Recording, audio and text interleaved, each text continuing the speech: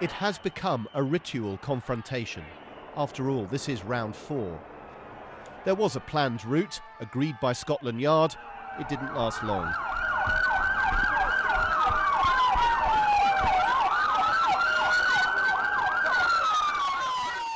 Protesters in masks broke away.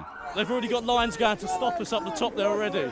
So is there a plan? They stopped us on the proper route of the march, so we chose a different route.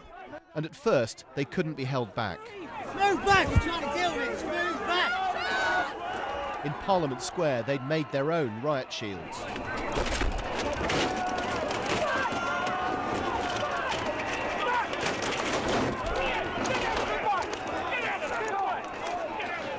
Well, this group of protesters is constantly trying to get through the police lines. They were stopped over there by a double barrier and large numbers of officers. And now there are police horses here as well. But they are still trying to come through all the time.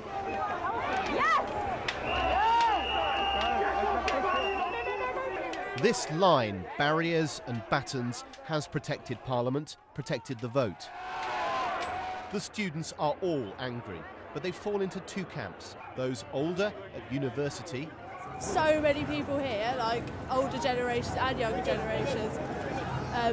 It's fantastic, sport's fantastic. Who don't entirely condemn the violence. If there was never that trouble at Millbank, it would have never been brought to the front pages.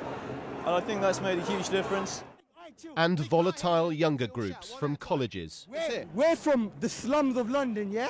How do they expect us to pay 9,000 for uni fees? You get me?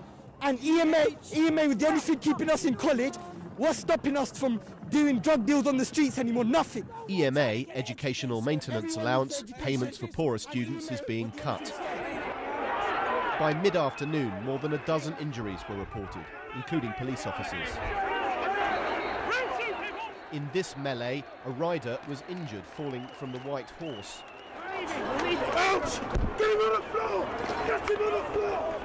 The number of arrests is growing as police fight to keep control.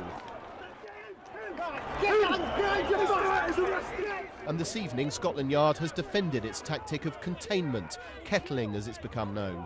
Senior officers blamed hardcore protesters. It is absolutely obvious that people have come to London today intent on causing violent disorder, not coming to peacefully protest, and that can be proven by the number of people who deviated from the agreed route. The fighting has calmed as night has fallen, but the confrontation raging through Westminster is not yet over. Tom Simons, BBC News, Parliament Square.